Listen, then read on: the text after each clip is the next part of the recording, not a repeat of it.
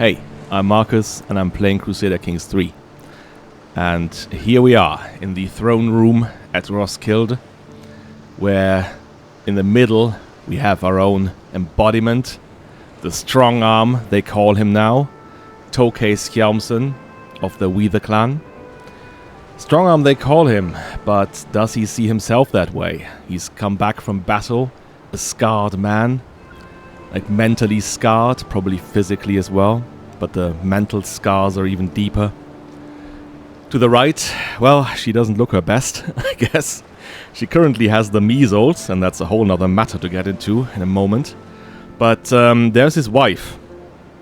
And while, Toke was at war, we got these messages, these kind of confusing messages from court saying that she had attempted some kind of murder scheme on someone in family. And it was hard to figure out at the time. There was nothing else to see. It was just that she attempted this, but not in what situation, in what circumstance, and against whom, which would have been most important. And that's where the person on the left comes into play. And that is our own brother, Asa. He has been most trusted by us, right? And in return, we have now showered him with affection and mostly with spoils. So he is actually now the Jarl of Venderland. Made sense for us. We fought there, but we figured out, hey, we can't possibly run the whole island of Sjalland and Venderland. Right? He would have had to divide his attention between 2 points, constantly traveling back and forth between Roskilde and Wismar, which is the ducal seat of Venderland. And so he decided to give this honor, this great big honor, to his brother Asa. And while at the time, and possibly still now, he was quite okay with this, he might start to think differently about it. When, in fact, the murder attempt that his wife took, drumroll, was against Asa. She tried to murder him. And, so that was obviously something that Toke did not know at the time, or he would have reacted differently, a lot different than what he actually did, which was, I think, granting her clemency in the end. And so we kind of have to factor that in somehow into the game, right? Again, the game is very intransparent when it comes to this. It only said to me, hey, she tried family murder. And what did that mean to me? I didn't know which part of the family. Was it her family, ours? I suspected this was more like hers. She did not have any rivals in our family or hers. And I had to go into the save game file. And you can look up her ID and then you can see her relations. But there's also like a part of the save game file where cooldowns are stored. And there was a murder cooldown for her. And the target was Asa. So that's where I got to know, okay, that was actually what was happening at that time. Let's just, now we have to kind of retroactively, you have to retcon some things, but I don't want to retcon things. So let's put it this way. I think that even though Skjalm, has a very conflicting relationship with his wife, she might have managed to tell him that, hey, Asa might not be the person you think he is, right? You might have this glorified version of your brother who went to the crusade with you and, whom you've been, a friend with for all these years, right? Working together, and so on. But he has a different side to him, a vengeful side, a murdering side. And that might be something we did not see so far. When we go back and look into what's currently happening at court, we can see that there is a murder scheme targeting our good friend Rangvi, who is actually responsible bringing up 2 of our sons. She's our caravan master. We trust her greatly. And therefore we find it very disturbing that there's this ongoing scheme against her life, which actually does look quite well, right? 75% chance in total, and it's only rising. The secrecy, again, is quite low. I'm still actually paying bounties for whispers, which is, yeah, at this point, really quite a drain, isn't it? I mean, if I were to stop this, and I think I can put this in game terms and in roleplay terms and say that Toke has lost all of this kind of idea of saying, hey, what if I just pay for whispers or whatever, like doing it somehow the right way or anything. No, I don't think he wants to do that anymore. I am actually thinking about redoubling the guards once this scheme gets too high up.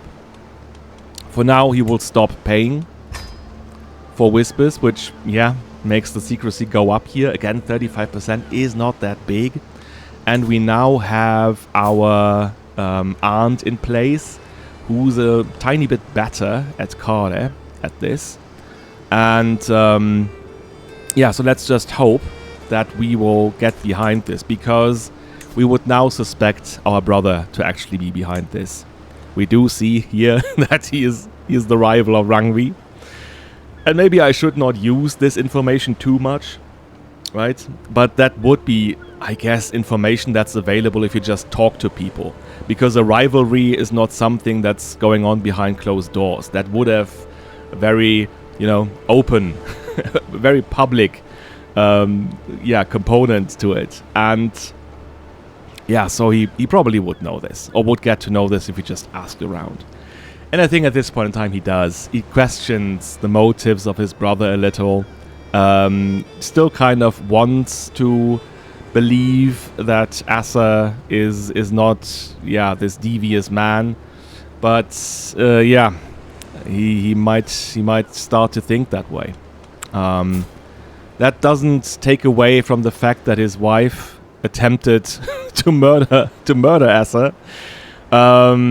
But as we just saw, like this kind of idea of an eye for an eye and so on, I think he had this inside of him before, and even now it's stronger now, right? He's now wrathful. He's not just anymore. He's given up this way of thinking.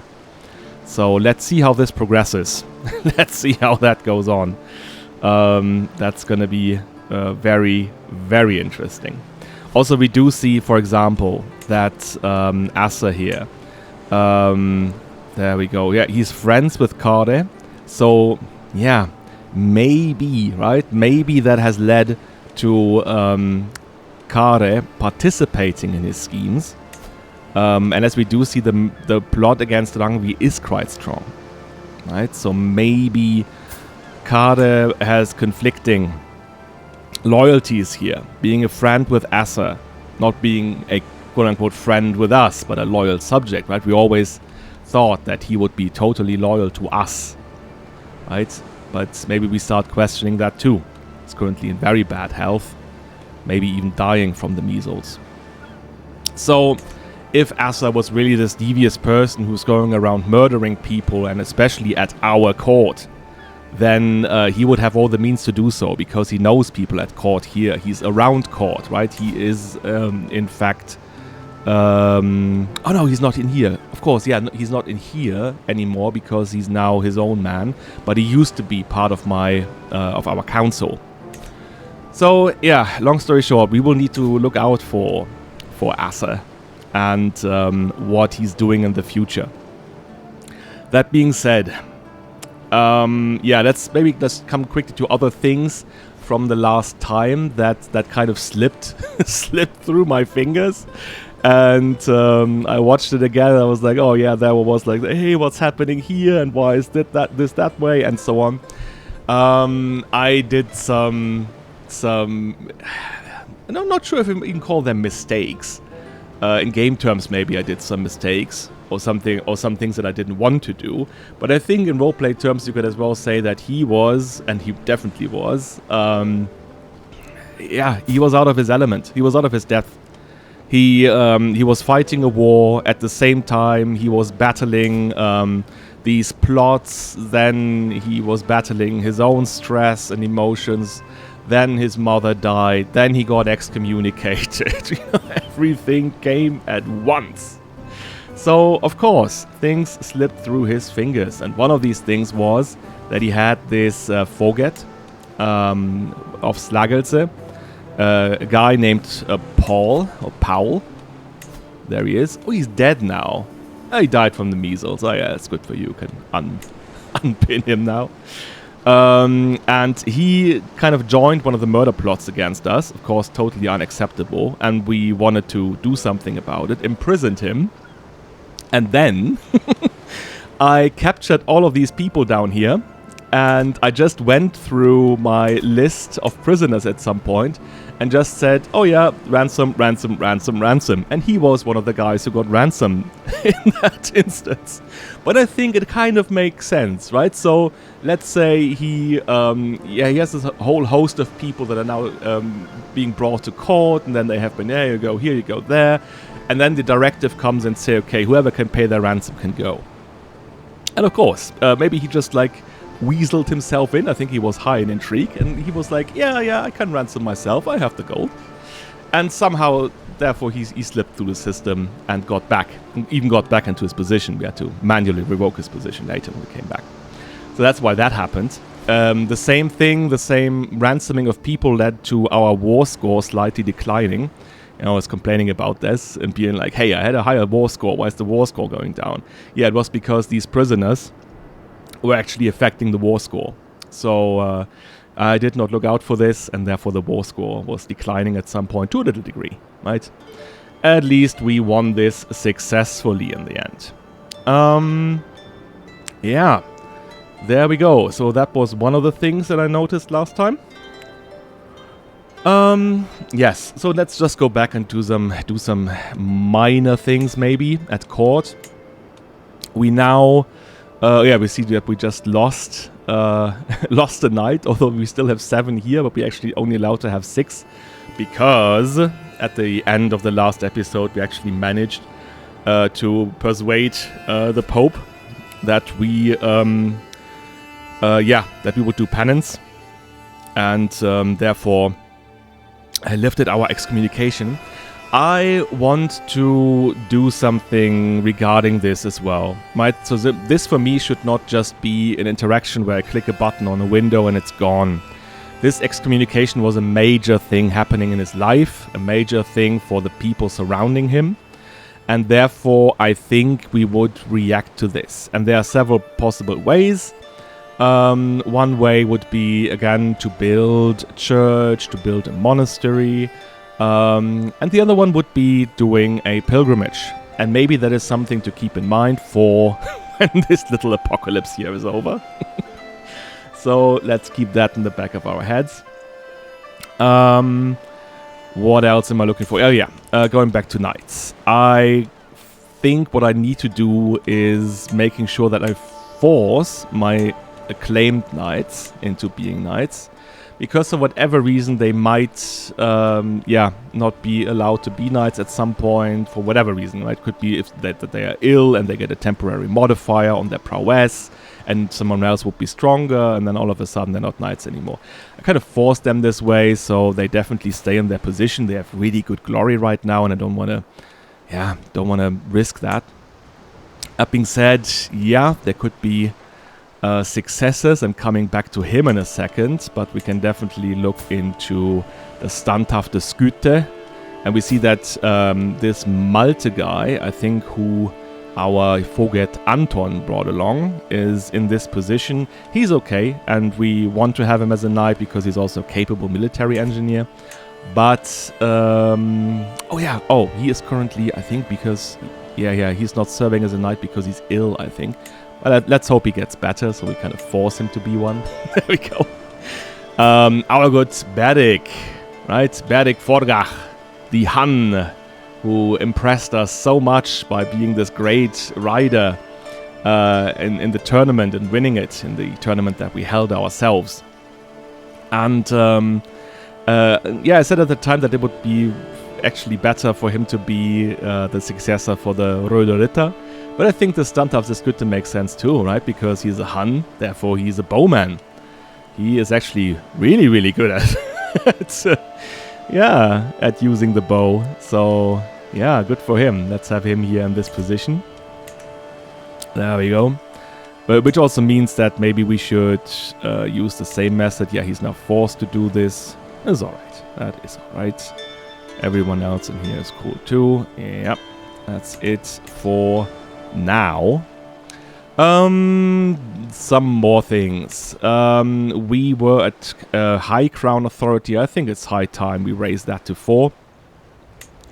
That, yeah, that's just a reflection of Toke, yeah, knowing that control is everything, right? The highest form of control means you have less backstabbing and this kind of things, because it's going rampant, right? It's going crazy at the court at this time.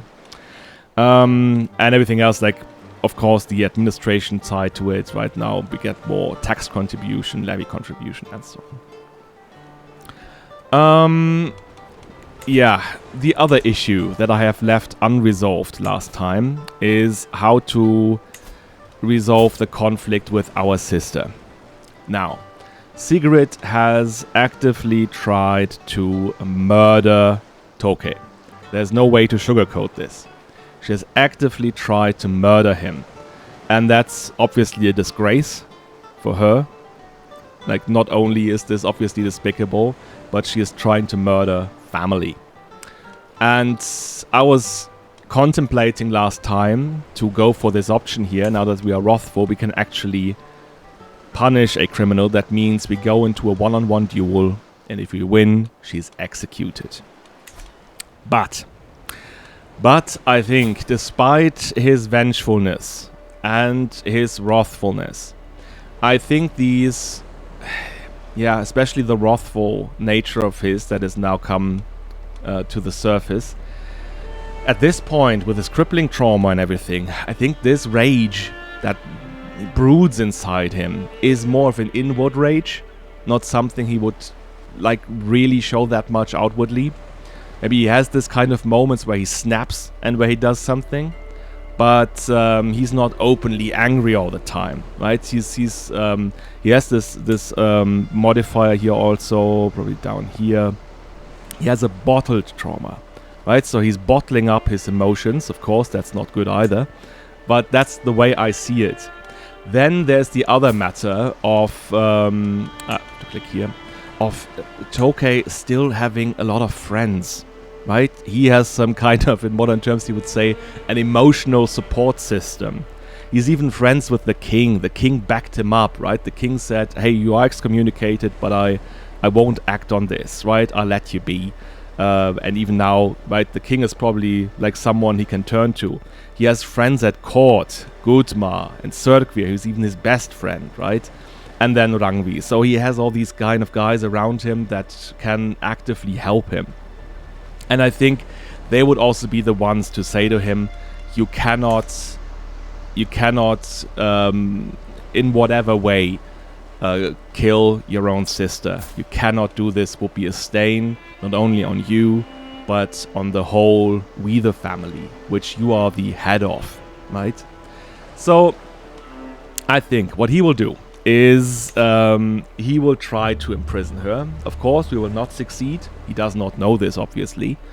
But that will just mean she will flee from court, and she is disgraced anyway, right? She has basically been ousted. And I don't think she will ever come back from this. So that is what's going to happen. At the same time, we see that, yeah, we see what Sigrid actually did, right? She went on to be friends with all of these people here, the king as well, the husband, then with this guy here, Jørgen Ragnarsson, and we found out that he was supporting schemes, so now we definitely know why that happened. She's also friends with Gudmar, and Gudmar will be someone to take closer inspection of in a moment. Also friends with Anton.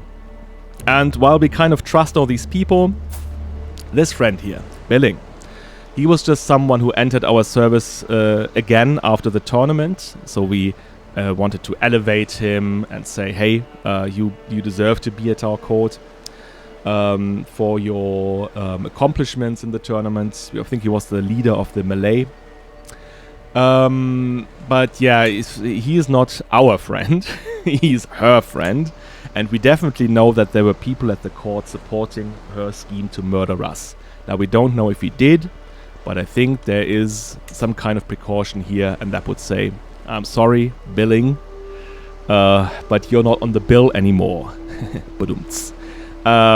So you get dismissed, which kind of hurts us. He was a very good knight, obviously.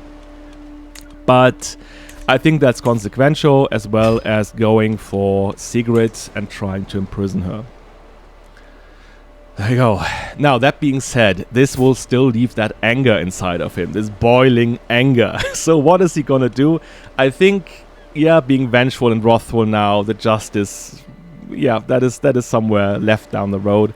I think he would act more harshly now when it comes to his feeling of righteousness or whatever. That's probably still there, just interpreted differently. And let's just say he snaps. And what he does is, yeah, he goes to the dungeon, sees, okay, there's this guy here. Has the measles anyway, right, is about dying. So what do? Let's go and hang him. He's lowborn, so we would hang him. If he was highborn, he would be, yeah, maybe eligible for being beheaded. But no, he's just hanging. And we do see there's not much happening because of it. We just spent some piety. Yeah, that guy is inconsequential in the end, right? So that's just his fault.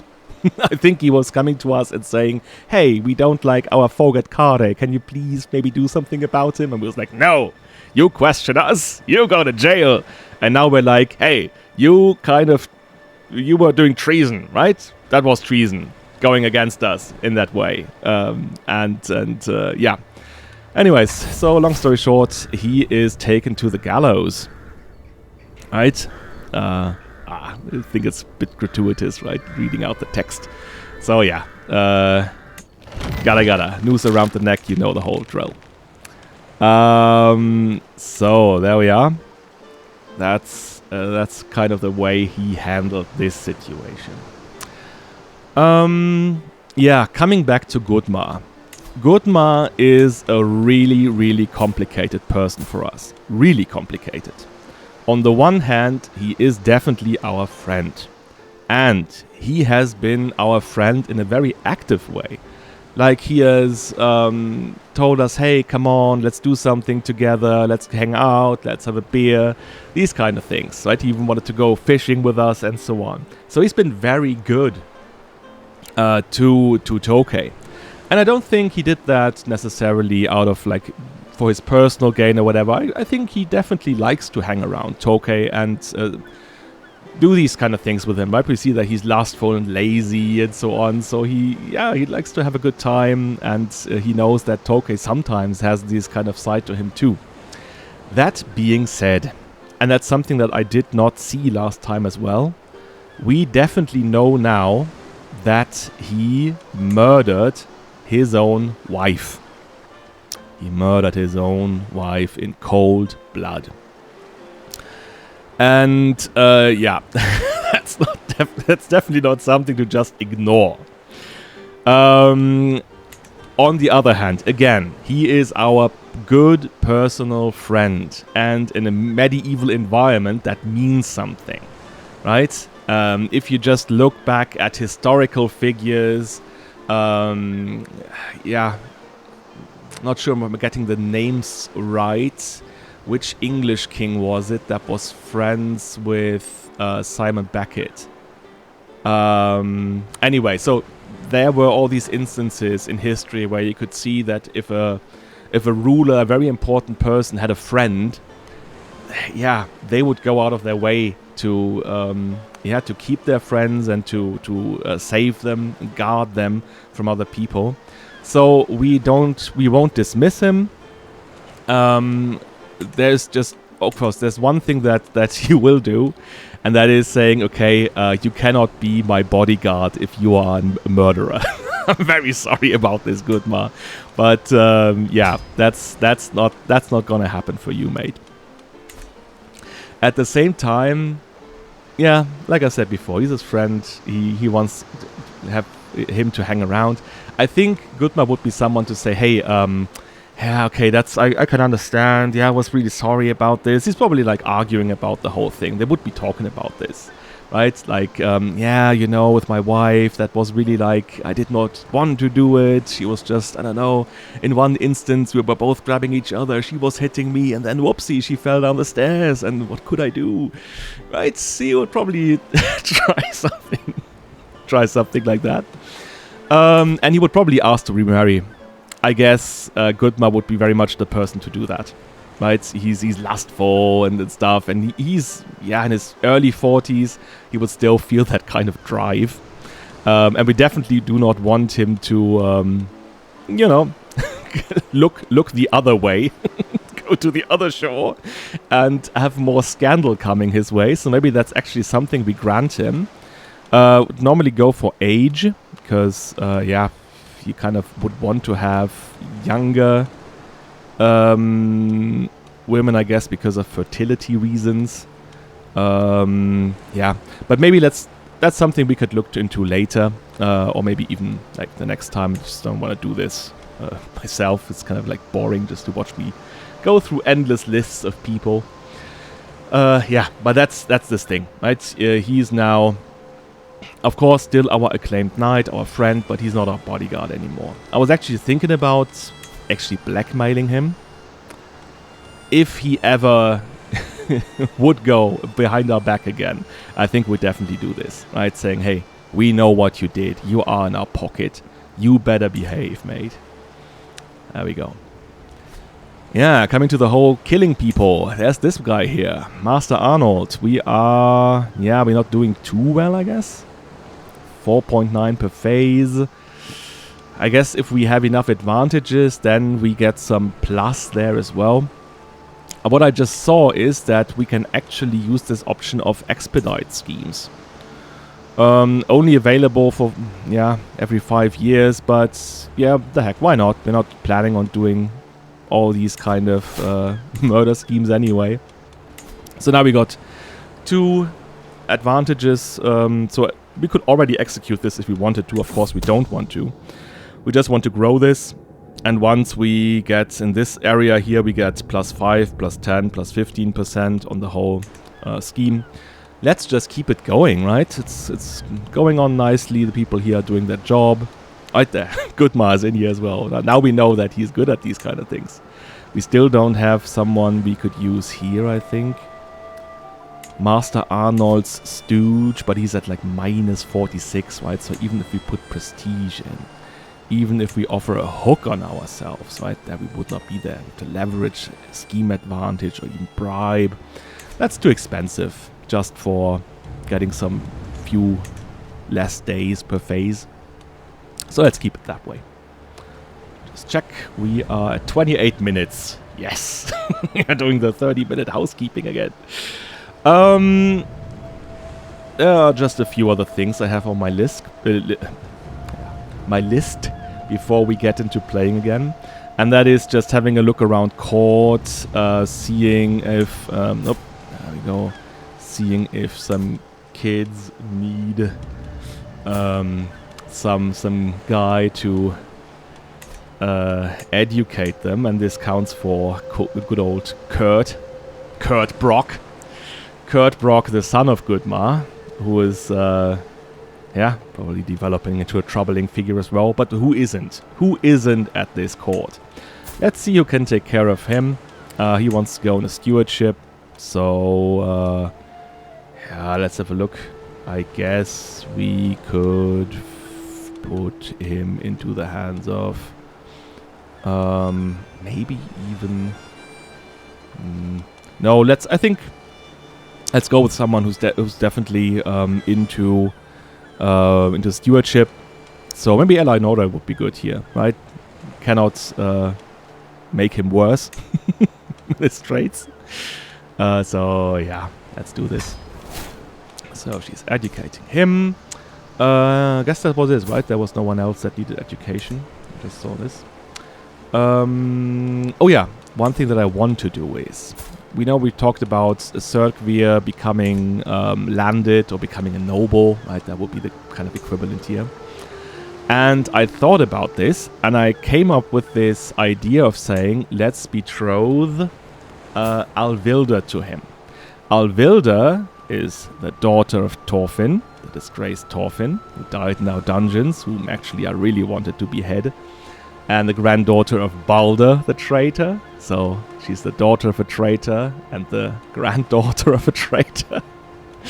But, you know, that's how just things work. Like, she's still noble. We kind of give her the benefit of the doubt, I would say. That being said, we want to make sure that, this whole Afjörlunde family is now led by a strong person that we can trust, and that would be Seclusion. And again, if I ennobled him using this function, he would stop being the acclaimed knight, he would lose massive amounts of glory and so on. That's just stupid from a game perspective. Wouldn't fit the role-playing too.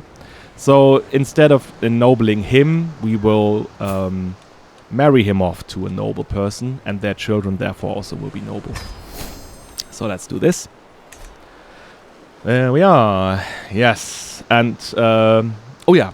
One thing, I was last time I was talking a lot about dowries and how I think they worked back in the medieval days, so as a security system for the wife.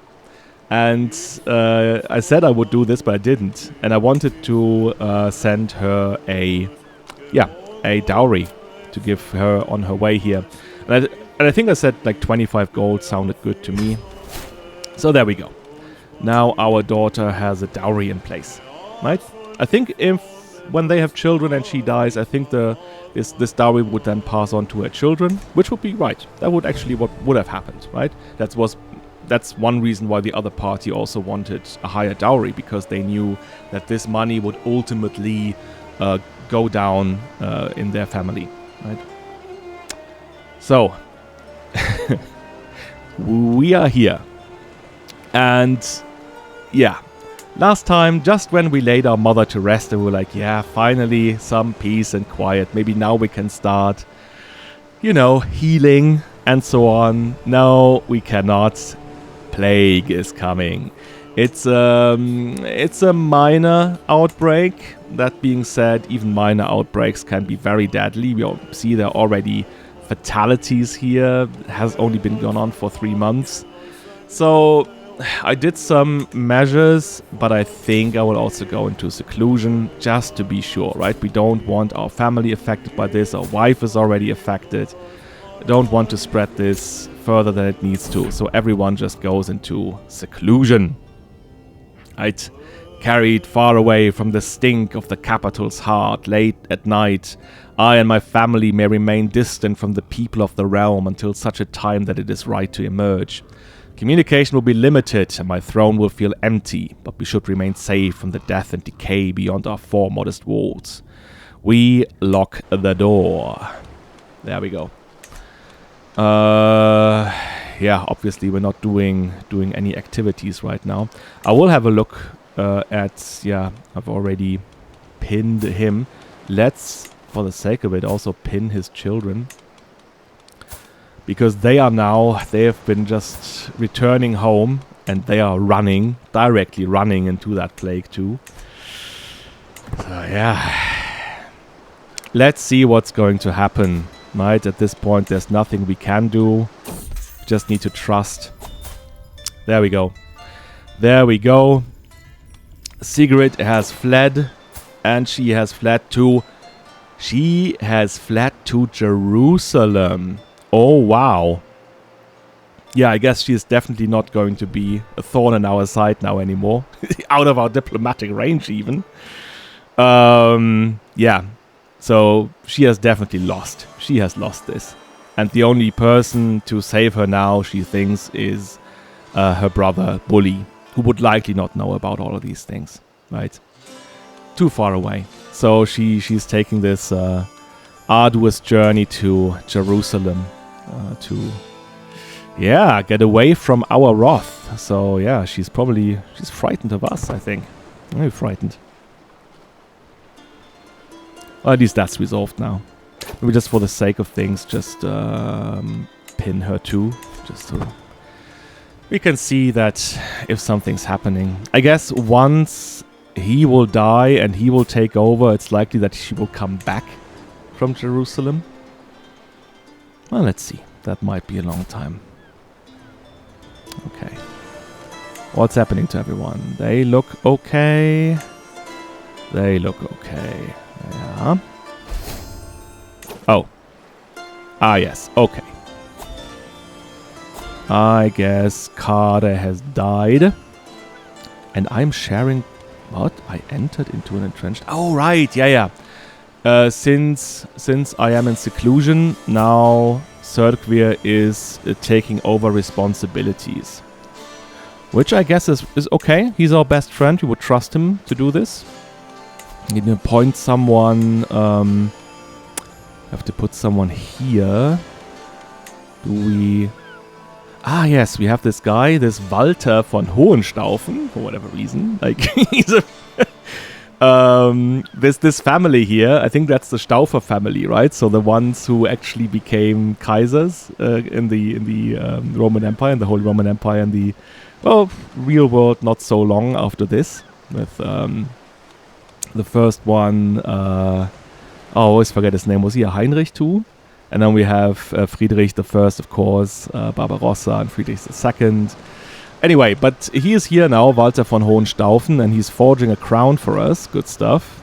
Let's just do it this way. Let's swap and put Anton in this position. He's our real, he's our wild card, right? He can do everything. He was a marshal at some point, then a steward. Now he's a chancellor.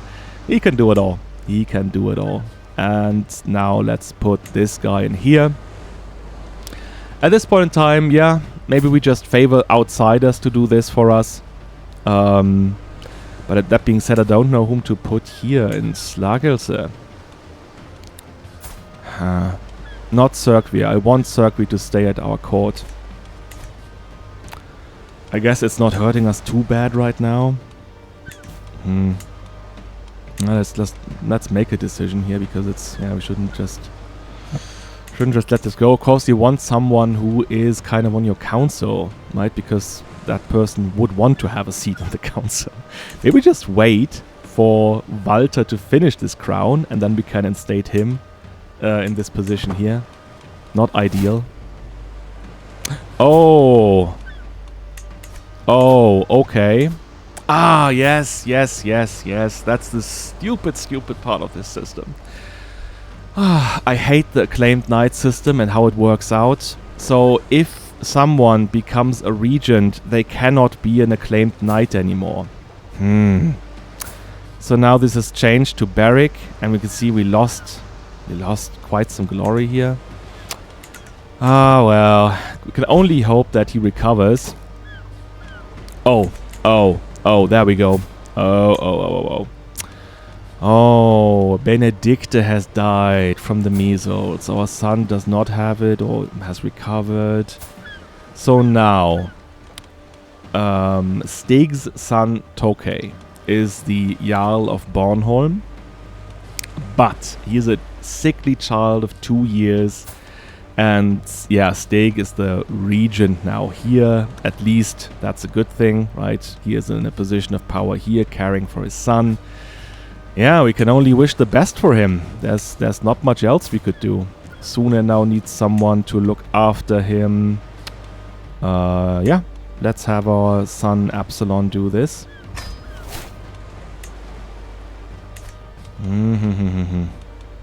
It's like I don't have everyone from my court pinned, so I don't know exactly who's contracted measles and dying from it and who isn't. I think it looks okay so far, right? It looks kind of okay. Our son Skjalm has it now. Gigi has it. Our wife still has it. There we go.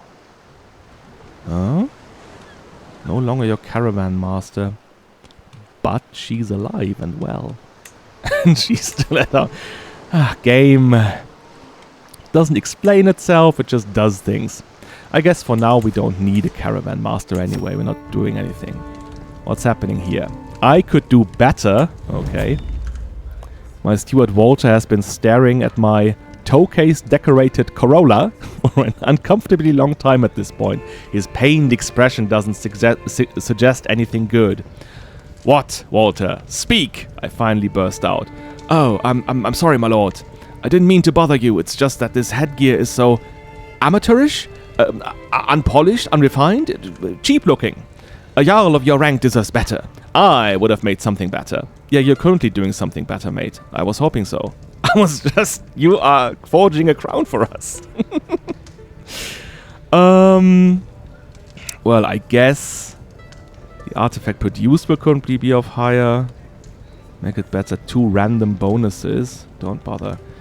Let's just do this, right? Then make better on the one that you currently forge. I think we want to keep that Corolla the way it is. It reminds us of our father.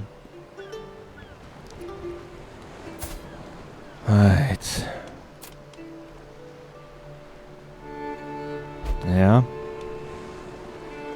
Faction against King Eric. Yeah, it's from down here. Aha. Yeah, Lasse wants to be on the Danish throne. There we go. There we go.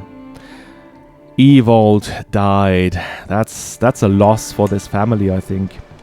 Yeah, we definitely thought that he would take over Vanderland at some point. He had the legit claims to it and everything.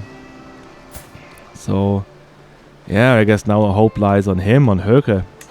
But he's sick too. Aha.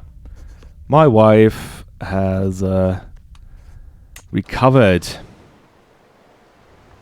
Oh, all of our younger sons are now ill.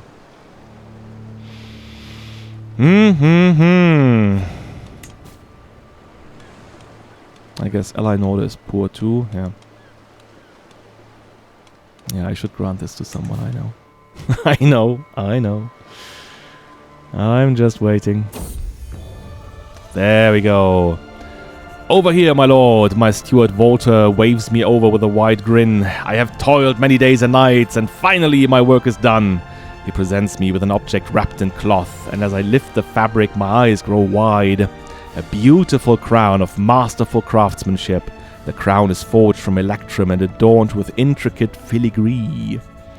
It's the Danish crown, giving us prestige and court opinion, which is always good, right? To avoid being assassinated. And some tax contribution. Yeah, I think we will give this a proper name at some point. For now, let's wear the crown. Now, that leaves us with the decorated Corolla not being used. But we can ask Sigurd to actually reforge this into a pedestal item. And that will give us still that bonus of +2 in diplomacy. So let's say reforge. And now we can go back to our court. There we are. And we can display it here. See? Now we have that beautiful thing standing around here. People can look at it. And it's a constant reminder for us. Yeah, what the idea of our father was, right? To leave this legacy for his children and beyond. Good stuff. Nice. So now we have a beautiful, beautiful crown. Actually, really good one, right? Blue. It's a famed headgear. So, okay, let's do what we wanted to do. He doesn't have a job anymore. Well, he's a steward, but you know what I mean. Let's say he will now rule Slagelse for us. I think that will also prompt his wife and his blind daughter to come here. No, not his daughter. No, I guess she's blind. She will not find the way. Like, help, I'm standing around the middle of the forest. Why is no one helping me? And, sorry. That's just the medieval days. Everyone was cruel to each other. We know that. That's not true. Oh yeah, Barrick improved. He's also he has recovered. Skjalm has recovered. That's good. Right. Oh, yes. We have Absalom being ill. We really, really hope that, yeah, this will be okay. Jirji brings word of beasts spotted in my realm. The boars of Slagelser. Okay, that's quite interesting. Maybe when the whole thing is over, let's go for a little hunt. Oh no, that was the pilgrimage I have to think of. That should come first. That should take precedence. Okay. Oh no. Oh no. Our little one. Our little one Sune has died. Yeah, and there we go again. There we go again. Critical stress. Oh god. I hope Absalom doesn't die. It will tip us over the edge, possibly. Wow. Then again, I think... Oh no, it's still there. It's still there. I guess we are one of the last counties. Nah. To still have it going on.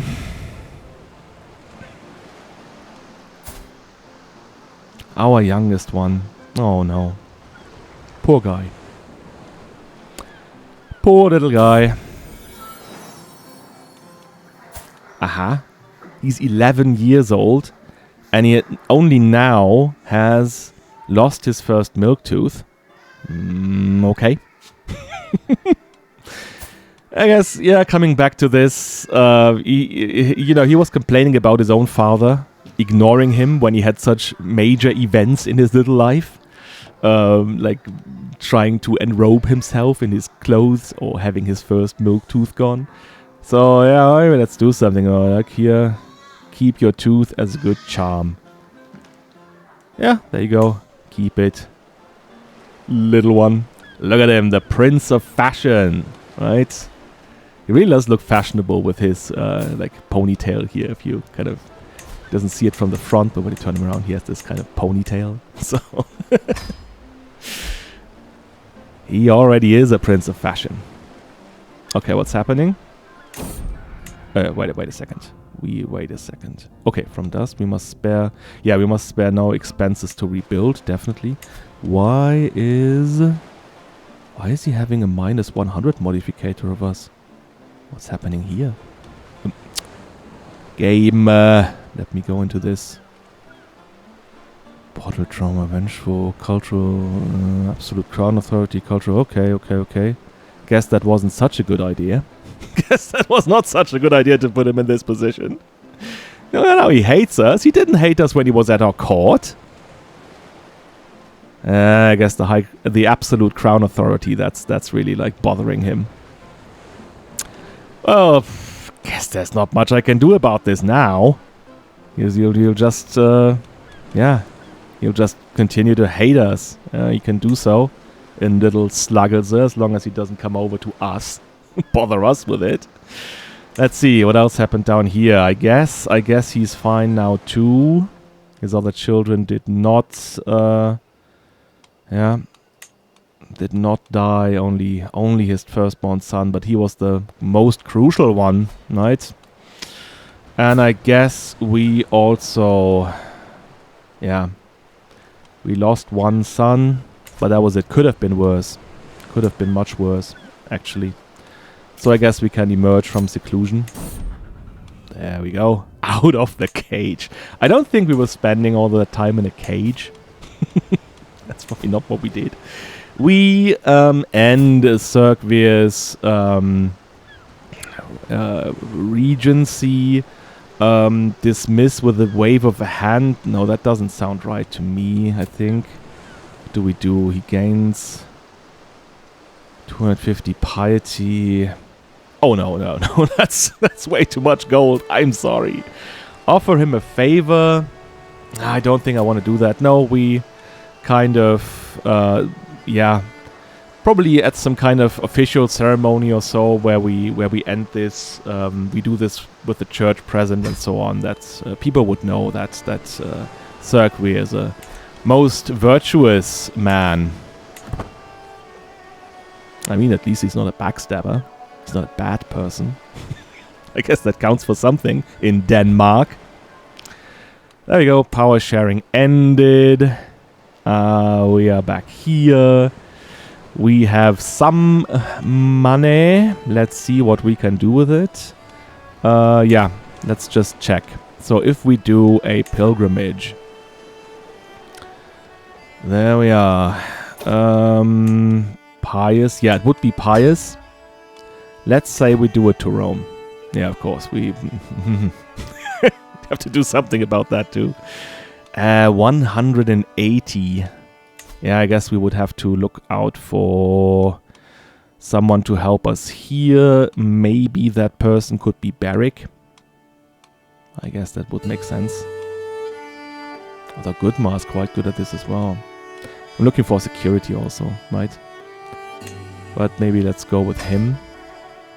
So it does look a bit better now, doesn't it? I guess we can go around these places. Go around that place.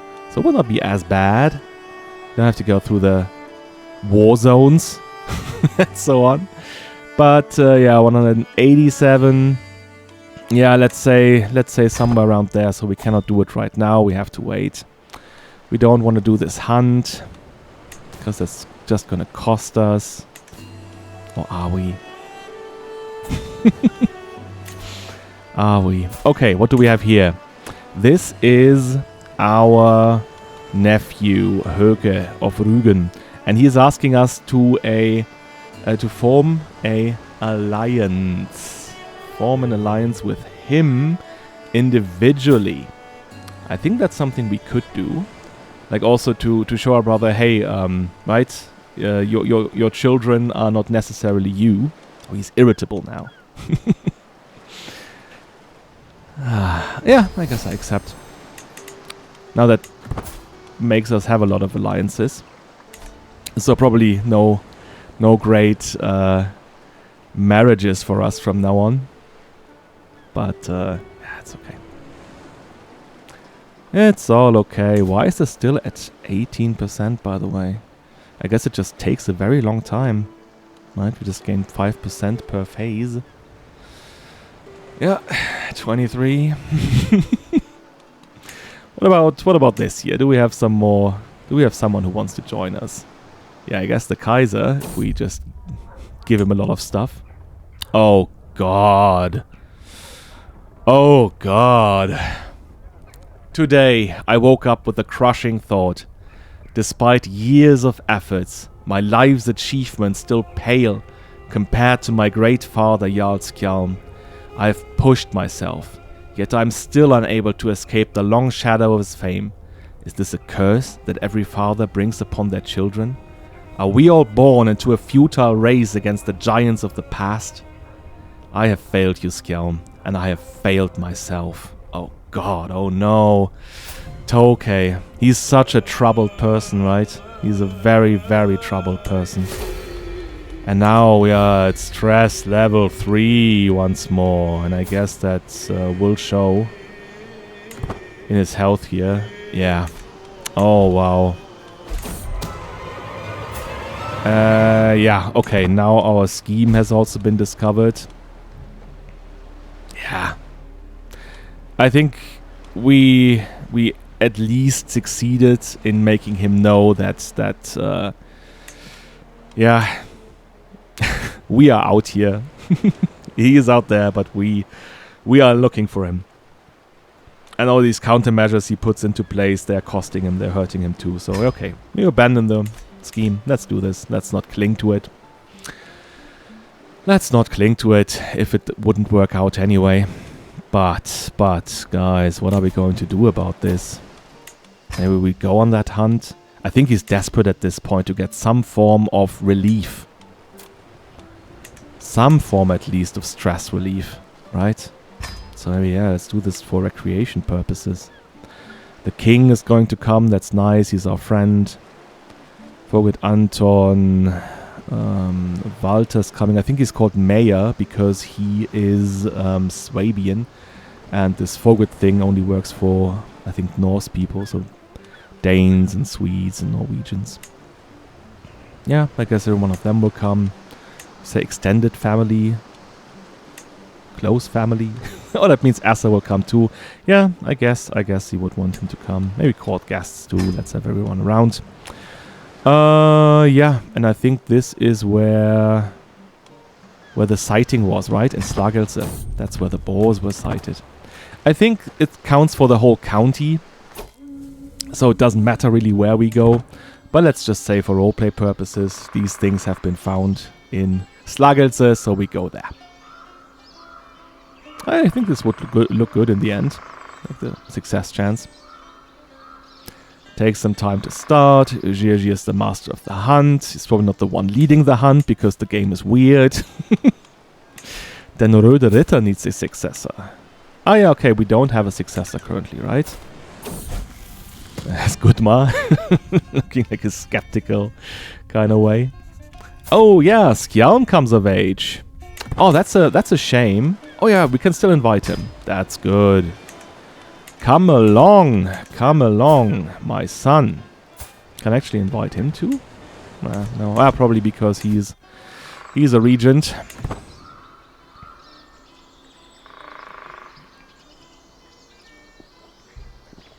So we're gonna have our son with us too. Oh yeah, our brother Matthias is with us as well. And look how he turned out. He is actually quite good in intrigue. And he would be family, someone that we trust. Maybe he would be our next spy master. That makes actually sense. Okay, stalking the boar. Yeah, forget Anton does it, right? We have a master of the hunt, but why bother? Just have other guys do it. At least he is competent at this, right? Oh no, he doesn't have the hunter trait. He's not yet competent at this. But he's competent at everything. He's our guy for everything. Yeah, let's get out there and seek that boar. Oh, do I go in personal confrontation with the boar? Maybe that's something he would do at this point? Like, do some risky things that involve him personally? Ho. Oh, it's not that good of a chance, actually. I thought this would be better. What do we have here? My best friend Cirqueer started to dismount, legs still dangling from the saddle. My ruinous steward, Mayor Walter, made sure to bump into his horse, sending him tumbling to the ground. What? Yeah, you will be punished for this. He tasted the belt. What did we do here? Like, put him on our lap? Took the belt and there you go, disobedient child. You 60-year-old obedient child. Disobedient. My knight Malte is the first to spot. Yeah, there he is. Toot toot. The powerful boar is hard to distinguish. Yeah, I guess, right? We ride after it. We want to seek that confrontation, probably. Take it as a sign of God. Do I trust Malte? Do I trust myself? I think I don't trust him that much. Yeah, my opinion is not that good of him. No, I will solve that myself. There we go. Increased greatly. Let's see. Let's see if we manage to do this. Yes. Okay, guys. Let's gamble. There's a 1 in 10 chance that he dies, and I've died a lot here with people. So I'm not even sure if that's an accurate kind of thing. But I think he will take this as a, divine thing. Like, God, show me, does my path end here, or does it go on? And it goes on. It goes on. Toke slays the boar. I heft my spear and cautiously move towards the exhausted animal. I choose my moment carefully, plunging my blade deep into its heart. There we go. Cirqueer is like, hey, well done, well done. I can still change to slay beast. Then I'll get, I think, some more stress relief. Yes. Because my intent... What? My failed intent? Oh, wow. Oh, okay, I guess I did that poorly. Oh, we got a wild boar skull. That's something to show in our court. Hunts like these are pure joy. I cannot wait for the next year. There's nothing quite like the thrill of bringing down a mighty beast. Yeah, Dietrich directs the breaking up, clumsily skinning the carcass. Yeah, why? let the court tutor, who does not have the first idea about hunting, do this. Or we can give it King Eric.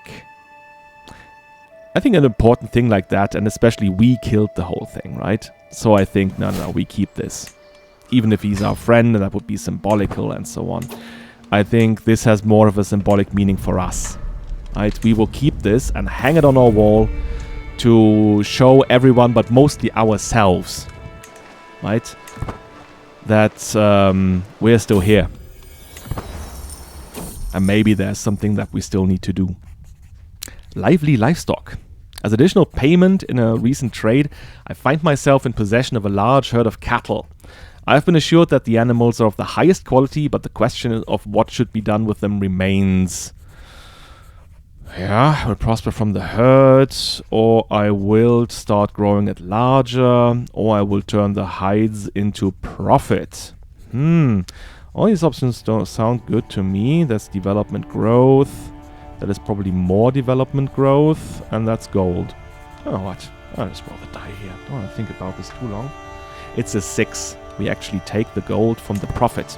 We sell the herd.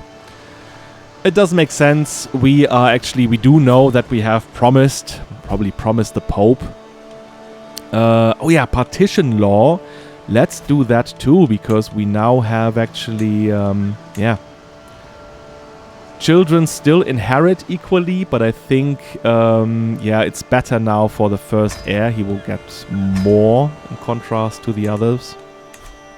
Check how it currently plays out. Yeah. Sierland, of course, Bornholm because of his son. Then we have Skjalmuk at Noresund, and Abbe currently does not gain anything. But we know that we are about to inherit the Laughing Out Loud land from our aunt Margrethe, who's 71, still going.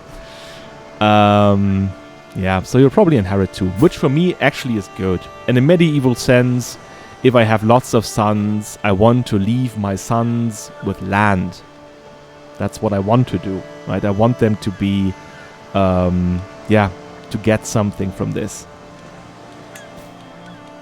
There we are. Nothing much changing. Yeah, the whole issue, I'm not really sure how I will act when it comes to this. I think not that one. But, Jerusalem, Palestine. What would I do if I became the king of Jerusalem? Oh, look at him! Bully has finally decided to at least have a betrothal to Anstrud von Babenberg. I think her father is the Duke of Ultra-Jourdain. See? So he's doing a local alliance also with one of his powerful... Oh, no, God, no, he's losing. He's losing. He's even losing Jerusalem. Oh, God. I don't think maybe by the time he dies, there won't be anything to inherit anyway. Ow. Ow, ow, ow. What are we doing? So, we are actually still, like, looking to get some coin to finance, this whole trail of penitence that we will leave, like, across the north and then going down, and maybe not when there's a large plague going on down here. Let's probably bring some medical equipment along with us as well. Let's see if there's anything here. No. Anything else to do? Maybe let's like speed it up while there's not much happening around. I think, well, with Asa. Oh, his wife died of this too. Oh. Oh yeah, that's his second wife that's died, right? Well, of course we are sorry for him. Crown Loyalist, right? That's this one again where it's technically a hostile faction, but it's there to have this guy not be in another faction. Oh, do we have here? Exotic arms. Along with their strange goods, merchants bring tall tales from distant lands, unverifiable, full of wonder. A group of Pomorian peddlers purport to have brought Sumpa objects. Aha. Said to have come from the faraway court of a great ruler, Mahila Barda of Konni, no less. I haven't heard of this before. They have a unique mace that they want to sell me now. No. Okay. No. No. I think you made that up. I need to keep my gold, and I already have my weapon, the Hedningerins Bane, the blade of my father. I'm not going to wield another one. 163, I think. Yeah, by the time we have around 200, maybe that's the point. Oh, let's see. Ah, yeah. Okay. Swain is dead. And now we have our son-in-law who's taken over Sogn? I don't know how to pronounce this. Yeah, somewhere in Norway. I think was our biggest ally, right? So now we don't have that many allies by our side. That being said, we are not planning on doing any big war anytime soon. Not with this crippling trauma being around us. Oh, he's still in poor health. Poor Toke. What do we do with him? He's not going to die like on this pilgrimage, is he? Anything else we can do about this stress? I think the real problem is that we can't really lose that much anyway, right? So there's not much, yeah, we can do about this. Could of course go now and go for a feast and so on, but now we need the gold because we promised the Pope. He lifted the excommunication. We have to do something meaningful, and that something meaningful is go on a pilgrimage to Rome. Yeah, go personally to the Pope and yeah, probably go down to our knees begging him for forgiveness. Again, performative. Jarl Bent. Ah, Bent. He is Sigrid's son. He is Sigrid's son, and he's asking to enter an alliance with us. Yes, I'm going to take it. Just to also show Sigrid that, hey, even your sons have turned on you, right? Your sons that you have left alone when you returned to our father's court, just to be there for him, when he didn't even ask for it. Of course, Skjalm liked it, but I guess... what do we have here? Friendly stalker. I was making my way through a local town market when I felt something was watching me. I looked around and saw nothing, yet could not shake off the feeling. My concerned guards thought maybe I sensed an assassin.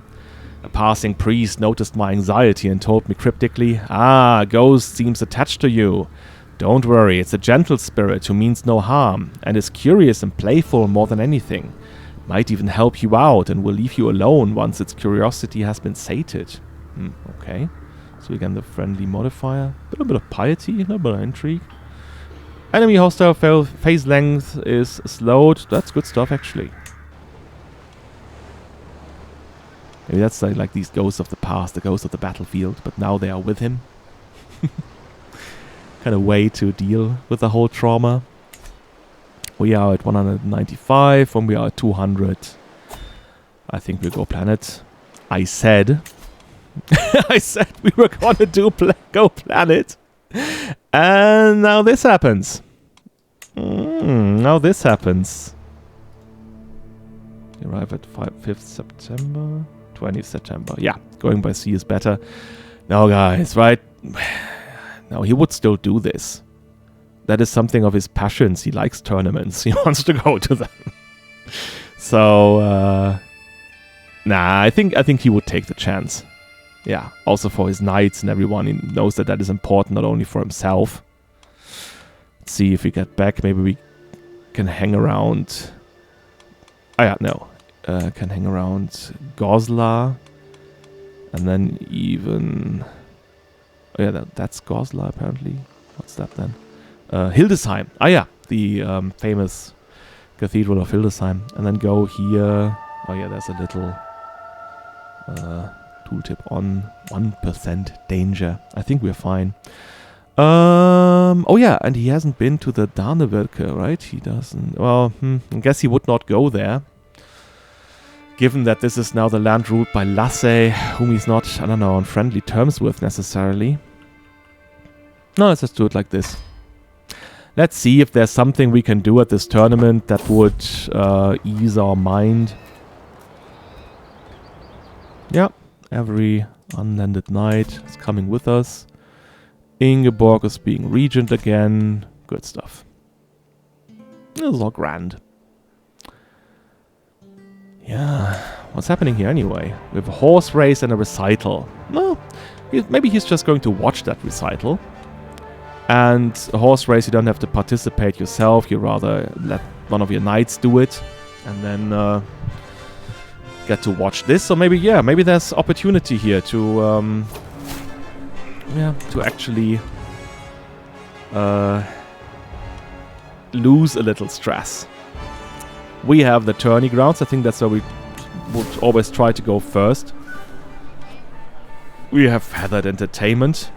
That fat guy here and that guy with the bird. Yeah, it must take a lot of preparation. Score increases. I know it's a technicality thing, right? I'm just picking this option because it makes me qualify, but then again, the game kind of needs you to do that, wants you to do this. So I will take it. Right? There's no reason to do a greater role-playing effort here. I think I will already say that I will spectate this one. Yeah, but definitely participate in that one. Guaranteed to qualify, and we can do something still. Okay. What do we do? Temple, tavern, village, tent camp. I think maybe going to the tent camp just to hang out with people. Maybe going to the tavern to have a little drink. Yeah, I guess he has a little drink. I just want to keep drinking. Doesn't that sound good? I sit in the tavern with a small group of courtiers. I saw that gallant knight holding someone's sign, one of them whispers, and I quickly get lost in my own thoughts, observing the flickering of the candles. As I take a sip of mead, I reminisce about that time when my first child Stig, a beautiful boy, was born to my wife Ingeborg, broadly smiling. You want to hear a real story? I ask, turning to my companions. No. Maybe not. I just want to keep drinking. I think that fits him. That fits him in this position. He has his kind of, mental scars and so on. Maybe he's not the one to be active here. Maybe he just wants to have a drink and a laugh. Anything that's not too stressful. At least we lost some stress here.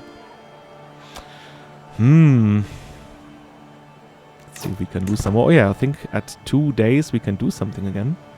Yeah. What do we do? Maybe let's go to the tourney grounds again, just to have a look.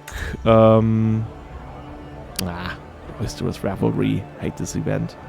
Food and drink is abundant during the tournament, to the delight of the attendees. I think there's actually a glitch, where this should be an event that's happening in the tavern, because there's a tavern in the background, and we just, But it always happens at some point when you click on the tournament field.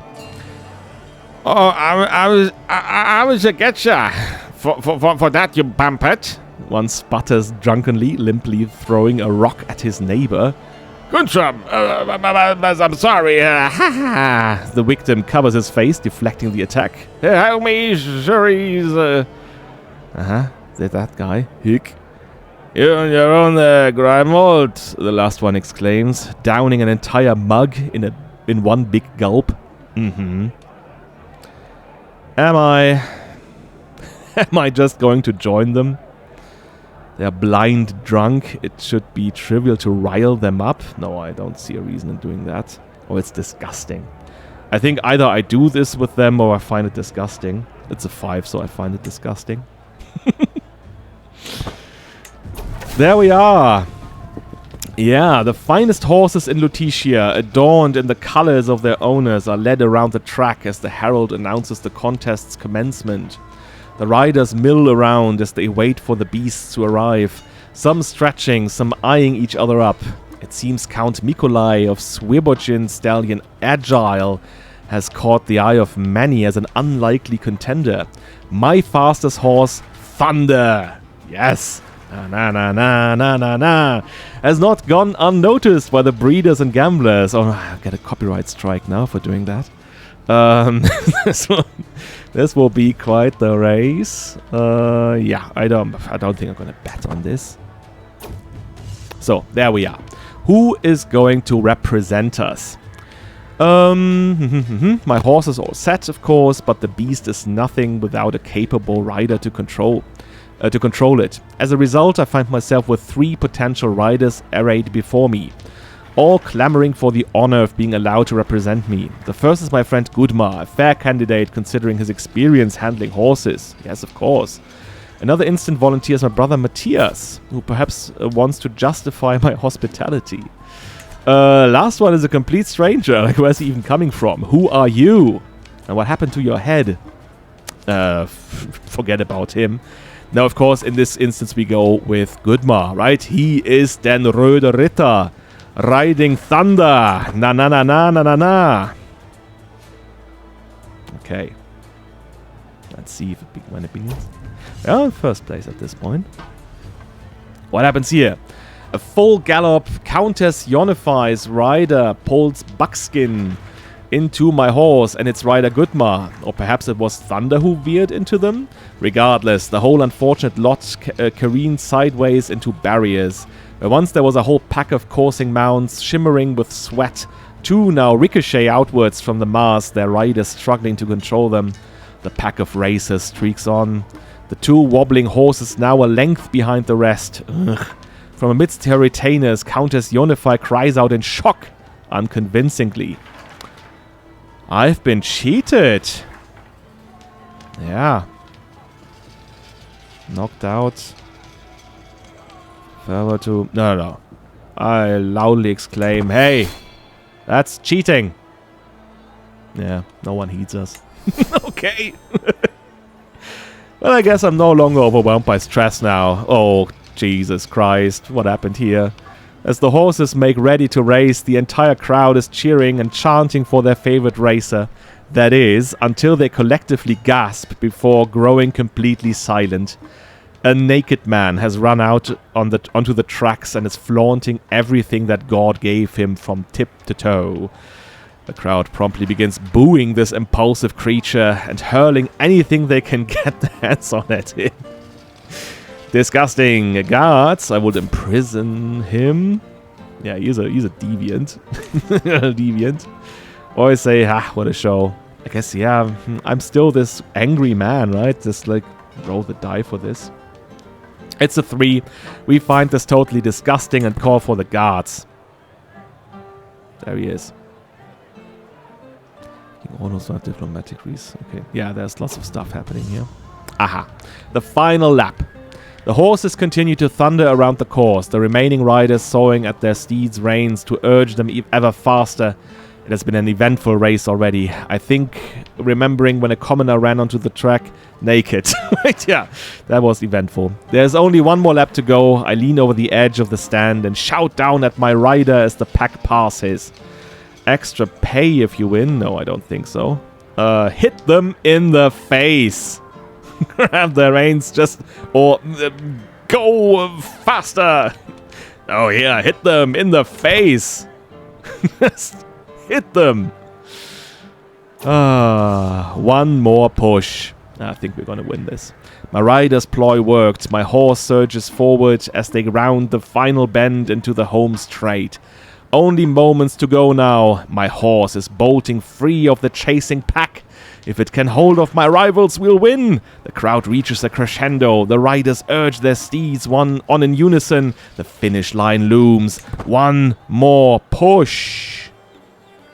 And...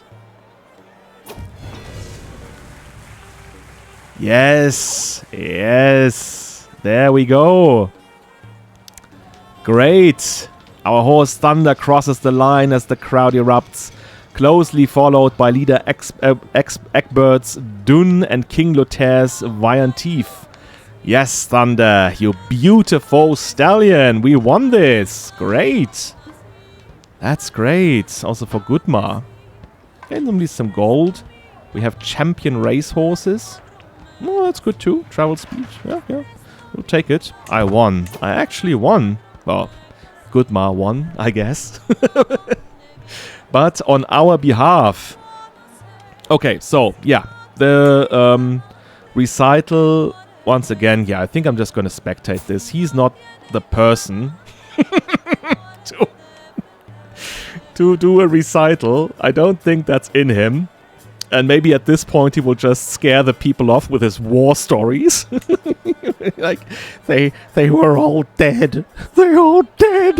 Like, yeah, it's okay now, right? You're scaring the children.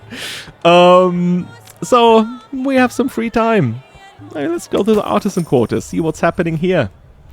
Oh yeah, the erroneous escutcheon. Oh, this time it's an interesting one. The tailor happily opens it for me, carefully untying the leather bindings to reveal an exquisitely embroidered crest, the Estrid crest. If I take it, let's say I do, we gain intrigue +1 and 5 days faster per scheme phase. Yeah. And the modifier will increase your hostile scheme success chance against House Estrid. That's actually huge. Or could be huge. If there's anything that would prompt me to do against Lasse. But then I guess the king is the head of House Estrid and he's our friend. And I would not go against my friend, right? Nah.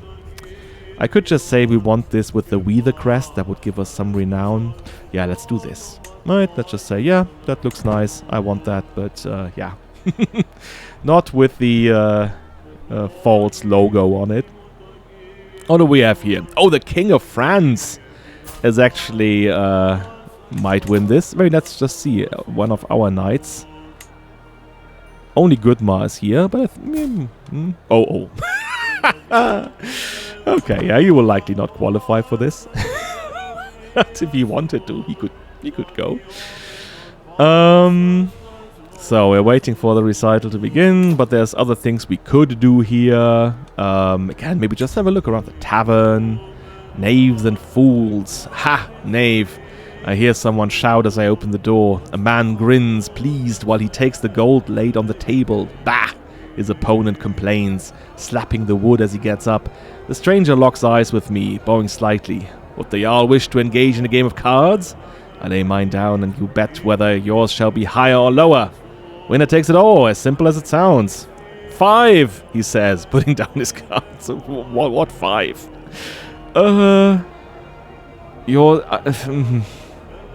Yeah, I don't know if that's good or bad, right? Is this, are we doing like blackjack? Is this like 17 and 4? Do we have to go to 21? And he has 5? That's very low. I guess my card would be higher then.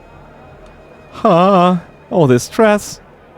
I do not wish to engage in gambling. Yeah, let's just roll the die here. If I do engage in gambling, 1 to 3, and then 4 to 6 is just no. 3, I do engage, okay. I guess my card is higher. No, it wasn't. I lose my gold. Okay, well. I did not know what 5 meant in that context. Thanks again, Paradox, for just including something that's, I don't know, that I cannot possibly decipher. Count Helferich honed their skill. Good for him.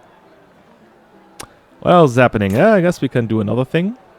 Village, tent camp, artisan quarters. Maybe we do some little training with our knights again. Oh, we have the opportunity to hire someone. That guy here, who's already in bad health.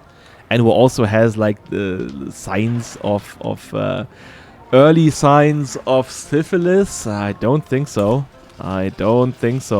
Yeah, I do not wish to offend Count Sigurd. No, I just don't want to engage with that yucky guy. Easy. Yeah. Oh, I guess Gudmar is taken apart. He is in there, in the list. We have a wedding celebration, and that is Jarl Bent and Jarl Fru Anne. Well, I guess. May St. Joseph bless their union. Yeah, they will live to be good friends. Isn't that nice for them? 6, 5, 4, 3, 2, and go time. Yeah, I wonder who will win. I'm just watching this for the laughs. Doing it all for the lols. Oh, insults are happening. Yeah, is something happening here? Are we just watching this empty tent? Hello, do something. What do we have here? Slaked. The sun beats down as I watch the contest go on from my vantage point at the front of the crowd. It's far too warm today. Is it? It's 28th of January. I don't think it's that warm. Maybe I'm just overdressed. Maybe just like watching layers and layers and layers of fur.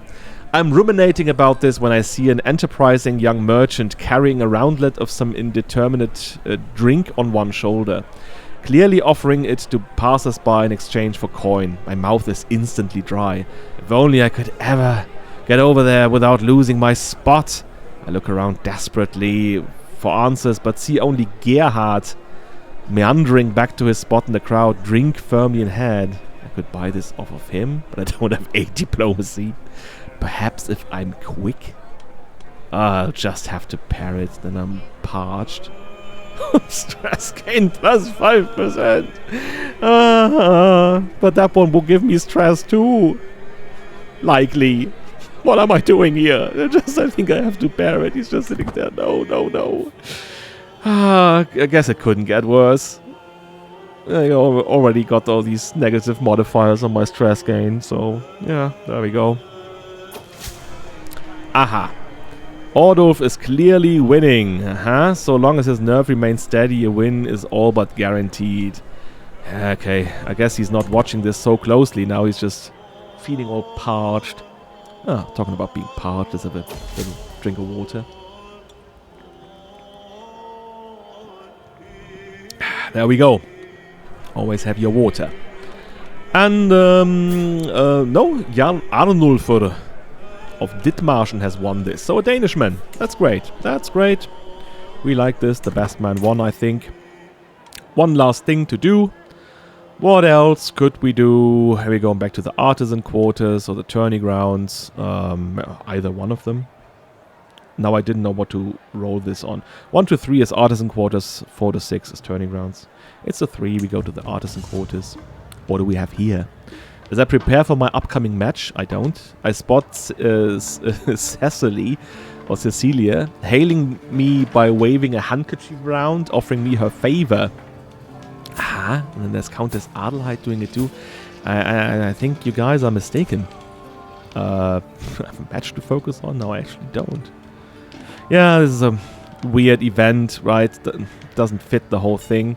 I guess I will just... This would be the answer that would just... Yeah, politely declining. There we are, engaged in the ceremony. Yeah, we actually won the horse race, so we should win something here. There we go. Oh, wow. It's an illustrial pedestal item. Number of knights +2. Amazing. That's really, really good. The sun comes down on the final day of the tournament and the massed crowds begin to disperse. I find myself ruminating over the results. My horse finished first in the horse racing. Yeah, and that other guy won the recital. Looking forward to the next one. Indeed. He's that generous with his gifts and prizes at the end. Wow.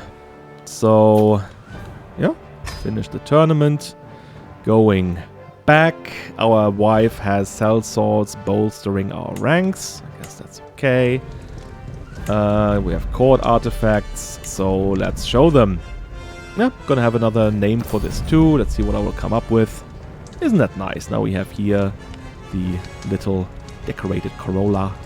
And here the prize brooch. Wow, +2 knights. Can actually have 2 more people as knights now. The seasons of change.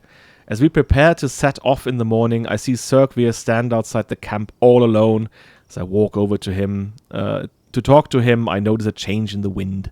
A surprisingly warm breeze caresses my face for a moment. A noticeable change from the cold weather we've had recently. It is finally spring. Oh, that looks nice, doesn't it? Yeah, let's take that one. It's about time for spring again, is it? I mean, we are this kind of, yeah, not very patient person. At the same time, I think at this point in time, we just appreciates every kind of form of relaxation. There we go.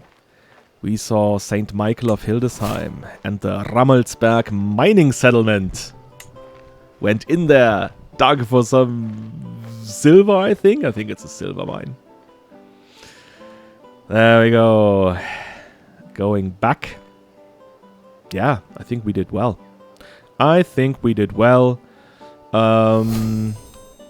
Nope. Even now I'm getting a stewardship perk. The taxman, that would raise the effectiveness here. And yeah, I want to go here actually, to centralization as fast as possible. Professional workforce. Yeah, I think that will be his thing now. Caring for his lands. Once he, again, has the goal to do that. Let me try. Oh, yeah, I guess people here speak... yeah, the Lakitic language that I don't know. I don't know the language. Maybe I should learn that one too. Like, don't only have people at my court learning it, but rather learning it myself. I can actually... No, I don't speak any other language. Oh. Oh. There we go. Okay, we're back at home. It's April. We have the funds to go down here, but we do see the whole... Yeah. Still... ravaged by this plague. There we go. Leopold's fire. Actually apocalyptic. No, yeah, I guess that would be something they would definitely know, right? That's something the traders speak of and so on. I think he would know, and that would not prompt him to to go there anytime soon, but wait until it's over. I can actually petition the king if we wanted to. No, we can't. Thank you, game. It's just like, hey, you can petition him. But no, you can't. Hehe. There you go. Yeah.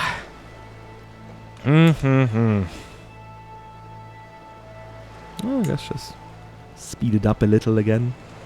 We can pass some time, right? That's okay. Let's see what's happening on Bornholm. Our little Toke here is not sickly anymore. That's good. That's all good.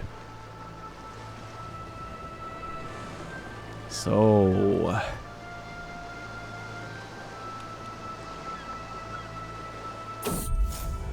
Aha. Oh no. Tensions were running high at the busy family feast this evening. Everyone was shouting. Aunt Öfra, oh yeah, that's our aunt who's actually younger than we are, spent her time arguing with one of my clerks over her refusal to repay a small debt. Worst of all, you could hear Rangvi arguing with Asa from across the hall, yeah? I watched as Rangvi grew more and more furious until finally my friend drew a dagger and attacked my brother. Everyone stopped and stared in shock as blood dripped onto the floor. It was clear that rivalry had gotten out of hand. Oh, wow. Yeah. A good fight. That would give us some stress loss. But can we tolerate that? Can we actually tolerate this? Nah. What happens when we throw her in jail? We'll probably lose him as her ward. Have to do that all over again. Restraining her, right? Or do we... Like, we suspect that he was behind... Oh, it's gone now. Ah, it's gone now. So he did not succeed. That's great. And that's probably was what this was all about. So maybe, like, we're not just anymore, and we kind of suspected him of being behind this anyway. Again, I'll just roll the die, see how I deal with this. It's a 5, so I definitely throw Rangvi in prison until she cools off. Okay. Well, don't throw her in the dungeon. Just said prison. Well, I guess, what do we do with her here in the dungeon? We just threw her there to cool her off, right? So let's maybe just wait a few days. And that would be theoretically the time that Asa would need to go back home. And then we're like, yeah, oh, there's that guy. There's the nudist. There is the nudist. Yeah, we just, we can employ her as the executioner. That's great. That's actually great. Yeah. There you go. Rangwi, our courtier and friend and executioner. I think she would like this. I think she likes it. Again, no, she still has him as a ward. Okay. Yeah, I guess. Is she unable to be a knight now? What about this guy here? Deviant. Doesn't have any money or anything. We can't even do that. I guess he is a capable knight, but no. I'm not going to have that guy around. Is that enough to justify killing him? Wrathful streak, you know. That's, stress relieving, right? Killing people is kind of stress relieving. And that guy, I guess grossly went against public decency. Yeah, come on, you hang. You are hanging, mate. There you are. There he is.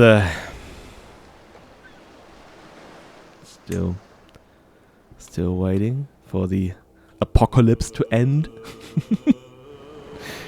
The little apocalypse in Italy. Let's just see what the time says. 1 hour 36. Oh, what do we have here?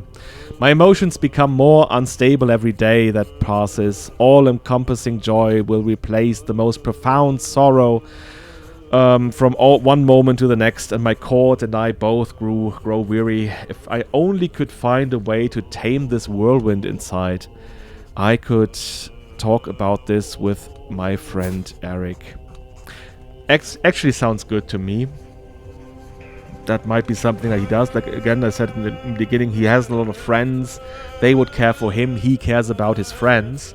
And King Eric is someone, of course, who's not at his court. He's not directly involved in all of these things that are going around. And I think it makes sense for Toke to go and spend some time with the king. We gain the Confider trait. I think that one's not that bad, is it? No, actually, it's quite good. Okay, yeah, let's take it. Let's take it. It's easily justifiable and even does us some good. Oh, wow. We're nearly not stressed anymore. For the first time, I don't know, in 5 years or so. Wow. Well, let's, not say anything. There might just something be coming up and then he's stressed all over again. Oh, yeah. Again, just like some populist uprisings down there. Probably inconsequential. Barrick has become better. Good stuff, Barrick. What does the apocalypse do? Still going on? Still going on. Meanwhile, we're just getting some income. That's also good. That's a nose for profit. While on a leisurely stroll, the cry of a particular merchant stands out from the regular hustle and bustle of the street. Greetings, my lord. I have an exquisite assortment of wares, if my lord has the coin. The merchant's stall is positively brimming with baubles and haberdasheries.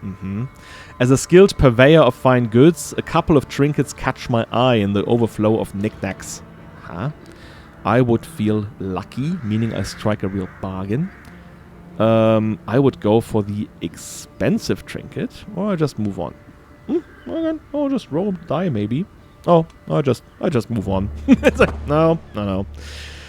Not spending money. I need to prepare to get to Rome. Once this is over, is it actually getting less? It looks, yeah. I think. Oh, now it's getting stronger again. Now it's less. A high German tutor. Does it make sense to have high German at our court? Excellent idea. 40 gold. I mean, we do already, I think, have low German in here. And I think that's more relevant for us. No, we don't need this. We don't need this. We are already learning the languages of the cultures surrounding us. And high German, yeah, I guess would mean being able to communicate with people down here. But that's not something that we need to do regularly. No one needs to learn this necessarily. It's November, it's December of 1114. And I guess we won't start going here in winter anyway. Whoop-de-doo. Could go for another hunt. No, I don't think so. I don't think so. We just had Christmas. And now it's January. It's 11:15. We are moving on. Time passes by. Toke is actually now 43. So he's not that young anymore anyway. Right? And I guess health will become a concern. Even if he stays out of trouble now with his stress. Because even if... Right... Or already, if this kind of thing could tip him over into being in poor health, then poor health will come along sooner or later. I don't think he will grow as old as his father. Definitely not. Definitely not. It's March. That'll be a good time to start. Yeah, let's see. Let's see. Oh, I could start a legend. No, I can't. Yeah. This would be really, really good. This would be a great legend to start. But we do see it's actually one of the better legends, right? So it's that's why it's like violet in the background. But you see, it costs me 420 gold just to create it. And then it costs me 9 gold per month to maintain it.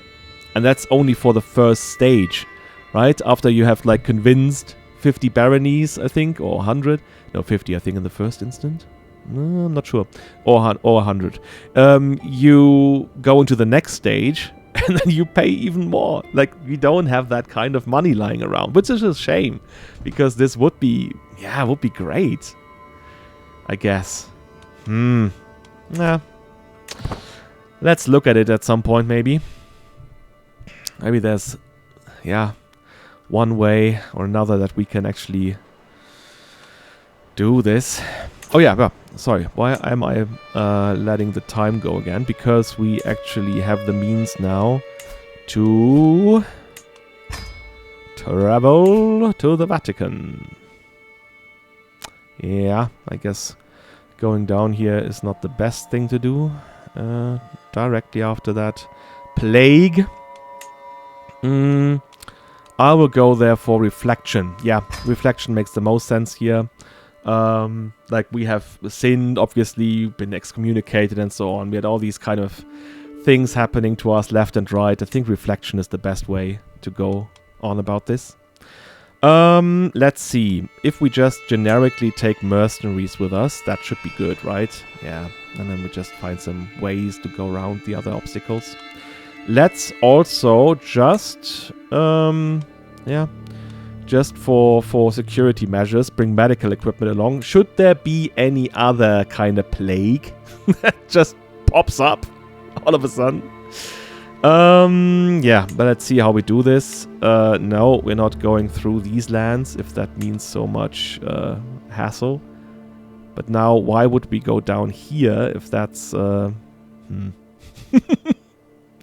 That doesn't look good to me either. Well, so let's do this. We go here, we go there. Aha, now we're back on the good path.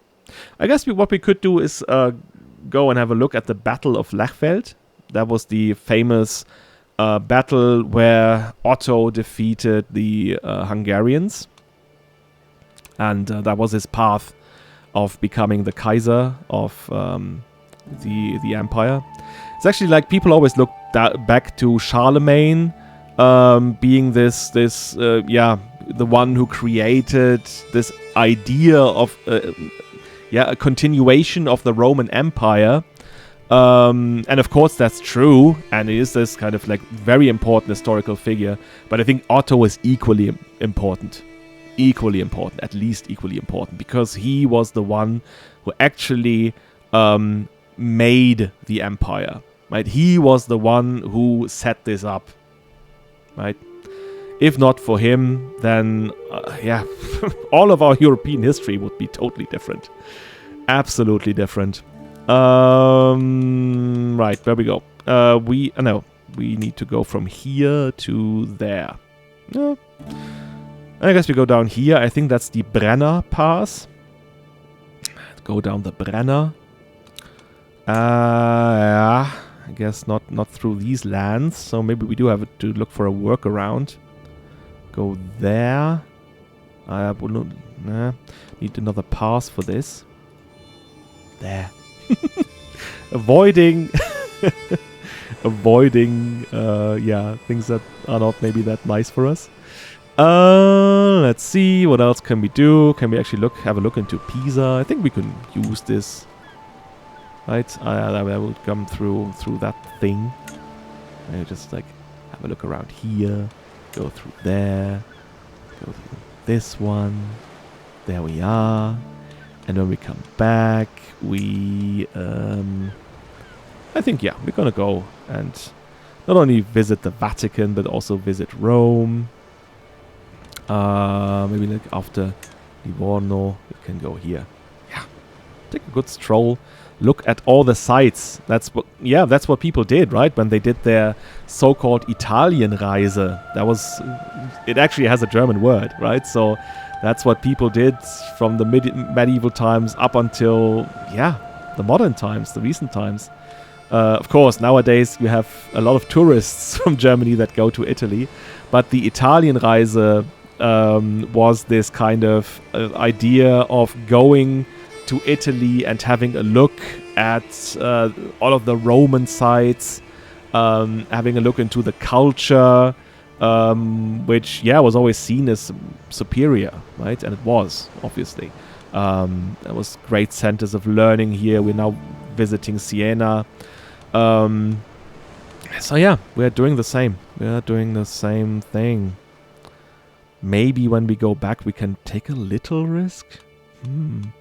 I guess we would definitely go to Ravenna. Why is this creating such a... Oh no, I'm in the wrong one. Okay, we'll definitely go here. What do we do? Do we go via Venice? Again? I'm here. Go around that way. Maybe I'm overthinking this. What am I doing? Help. No.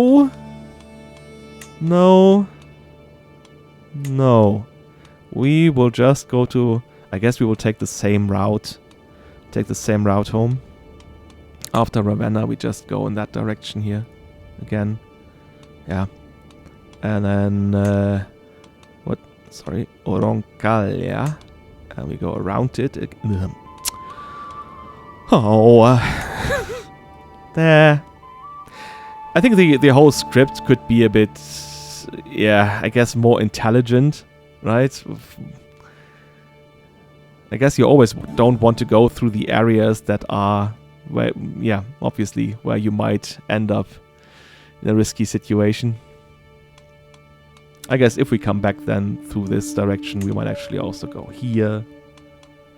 Have a look at Trier, possibly at Aachen. Let's do a whole trip around Europe. Let's do a whole trip around Europe. Trier and Aachen, and there we go. That's our great Italienreise. Look at this. Apply. There we go. Start the pilgrimage. There we are. It's a fresh start. Let's see who's actually coming with us. Gudma, of course. Gigi is here. Sigurd, Barrick is here, our son Absalon. A way shrine, popular way shrine for 20 years. Oh. Oh, that's great. Cool. Okay. I'll take it. I'll take the way shrines. Anyway. Cirquevier is there. Yeah. Our friends are here. Our second son is with us. Oh, danger. The White Squall. White Squall, turn to port! The coxswain's horrifying yell does not suit the calm weather. But my ears are filled with an increasingly louder roar of the wind. In less than a heartbeat, the moist white mist that engulfs the whole ship, louder than the wind. Than the wind, the main mast cracks and falls overboard. Oh no! And as sudden as it came, the squall moves on. A boat lazily rocks on the calm sea, dragging the torn sails and broken oars along. Huh? Makeshift sails. Fear not. Somebody will find us. I hope.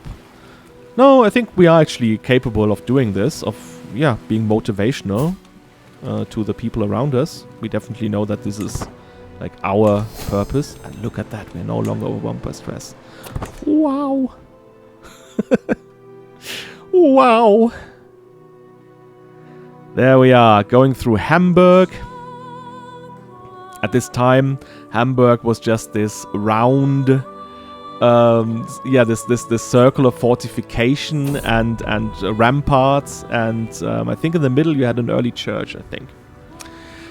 The end is nigh. As my party passes through a small town, I notice a throng of people filling the market square. At the center, a man stands on an overturned fish cart, shouting wildly to all who will listen, "The day of judgment is nigh! Repent, repent, I say, or you shall be damned for all eternity!" The worried-looking townsfolk nervously whisper to each other, fearful of the doomsayer's words. Comes with an indulgence. That man is not a priest. Cast him down. Let's just use the die here, because I'm not sure if we necessarily would do either option. Yeah. I guess we heed these words. We're doing this for reflection anyway. There we go, passing through the lands where we just been to. So I guess that's still familiar territory. But now, now we are going in a direction where no Hvide has been before. Here in the quietness of the Dassel roadside, I feel an overwhelming sense of peace and tranquility wash over me, like none I've experienced before. Just beyond a small ridge, I see a clearing of the side of the path where neither man nor beast seems to have entered in decades. I can feel God's presence here. And perhaps I ought to linger here in quiet contemplation in a while. Yeah, kind of makes sense. Would give me stress because I'm impatient, yeah. But again, this whole exercise is about reflection, right? And he's able to reflect here. So let's pick this one. So we just stay for a little time.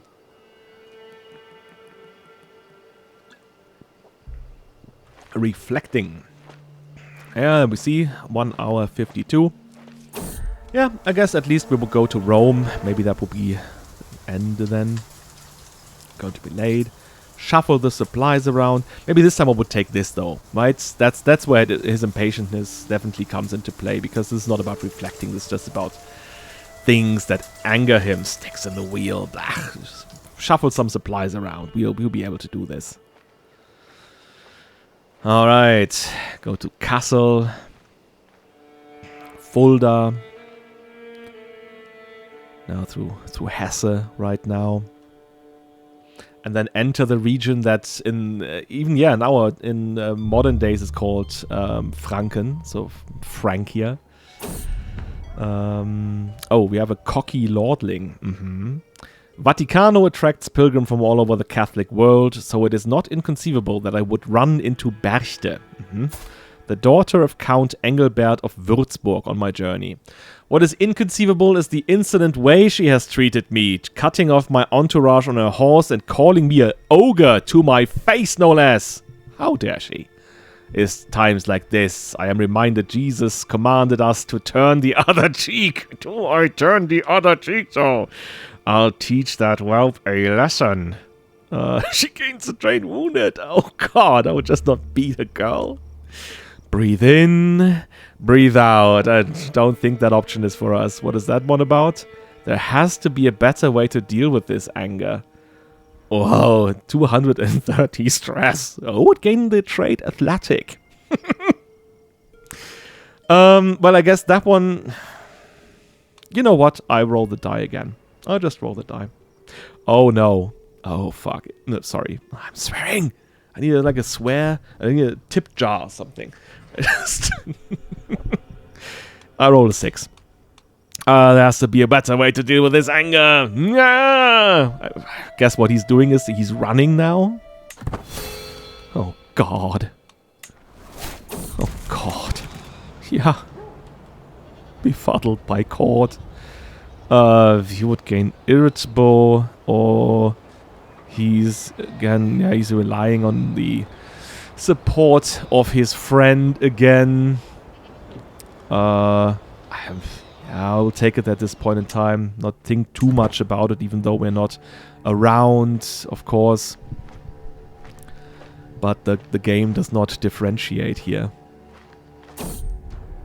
The empires of yesteryear. Wandering this path, I have encountered many reminders of those who came before me.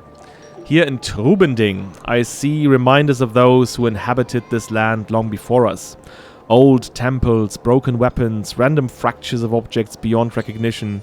Time claims us all, and the deities we worship and the way in which we worship them is always in flux. The deities we worship. I don't think he would express it that way. Perhaps one day some other man will wander this path and contemplate the fallen jarldom of Sjalland and the Catholic faith practiced by its Jarl. I should contemplate ancient faiths. Nonsense. Yes, Sjalland will last forever. Old empires, ancient faiths, nonsense. I will just roll the die again, just to not think about this too long. I will contemplate old empires. Good stuff. At least I lost some stress, I guess. And I gained... Oh, stewardship +1. Oh, good. Good. Oh, no. And we are back at being overwhelmed. You're no longer overwhelmed. You're overwhelmed. Overwhelmed, underwhelmed. Food gone bad. Yeah, okay. Let's take some time to forage and hunt. Smaller rations. Okay, I guess we just need to wait. I hope that we make it to the Alps before the winter. That's definitely not something you want to do. And that's, yeah, what I kind of don't like about the travel system. If it was more immersive or whatever, you should be able to say, once you reach this region, if it was winter or so, to stay, right? Until you get along further. I sometimes look to the stars and wonder, what is our purpose in life? It's my sacred duty. What I truly want is to enjoy an experience. Nah, I guess that's not it. Not theatrical. No. It's my sacred duty to do this. And he would mean it. Like I said before, this excommunication was a huge event for him. As for any person who would be excommunicated at that time. It's not something you just shake off. Oh! I learned something from that battle here and I became an open terrain expert. Wow. Aw, look at them. Bavarians.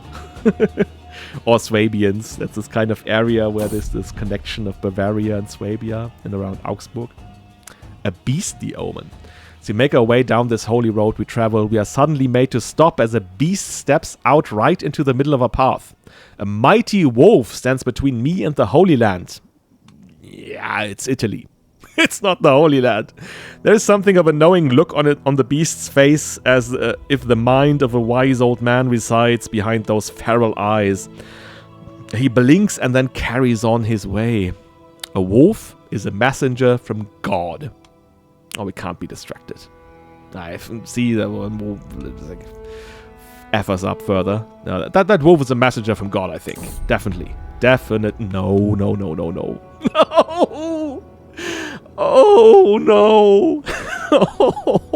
Oh, bad omen. Again, more stress gain. And 92 right now. I diligently follow the wolf. What are we doing here? Is there anything I can do? Work off some stress. Can't do that because I'm traveling. Can't really do anything about this because I'm traveling. Oh, dear Lord. Yeah. Goodma will support me. I need all the support that I can get now. Goodma, help me. Help me. There we are. Aha. A guardian angel. Alright, yeah, Absalon helped Sigurður. I guess in this case we always would say, hey, quick thinking there. Good stuff. You are good guys. Love you. Well, let's carry on now. So we're now going through the Alps. And I guess we're doing this in summer. This is actually the right time to do this.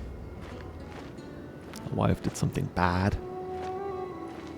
Oh no, they don't. She didn't. Every counselor present gained 30 opinion of us. That's actually good. Almost makes Walter here not be at a minus 100%. Yeah. So we have arrived in Italy. What do we have here? A wretched pauper. As my entourage travels through a small town, I feel a tug on the hem of my clothes. Turning to look, I see a thin, raggedy man staring up at me. Oh, great lord, I beg of you. Oh, he's Italian again. Oh, great lord, I beg of you. Could you spare some coins for the poor beggar? I'm starving and none of the locals will aid me. Sorry. My English not that good. Though I am indifferent to his plight, being on a pilgrimage reminds me that compassion for the less fortunate is expected from me. It is indeed expected, but, boys and girls, I am not going to provide him with the means to buy his own estate. I think that was... Come on, game. Like, seriously. 40 gold to a beggar. I have to pick this option here because this one is so outlandish. Anyways, yeah. Why could I just not give him 1 gold? 1 gold, 2 gold, or whatever. I don't have to get any bonuses. I don't want bonuses. But just let me do this realistically. The Steel Novisti of Lombardia.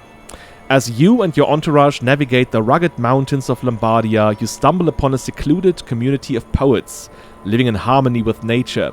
They introduce themselves as the Steel Novisti, followers of the Steel Novismo, a literary movement that focuses on the virtues of love and pursuit of virtue.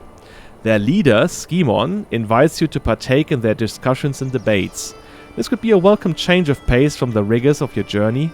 The Steel Novisti are known for their eloquent speeches and thought-provoking discussions. That's not his thing. That's not his thing, right? You could learn a lot from them, or you could continue on your journey, leaving the poets to their secluded life. That's an event, part of an event pack that is all about regional events when you travel through there. And the Steel Novisti, they actually existed. I'm not sure if that was at the time. I guess that was much later. But they existed. Yeah, no, I appreciate the offer, but we must decline. Same one! Game. 40 gold. By now, I would have spent 80 gold. For 2 beggars! We have a night by the campfire.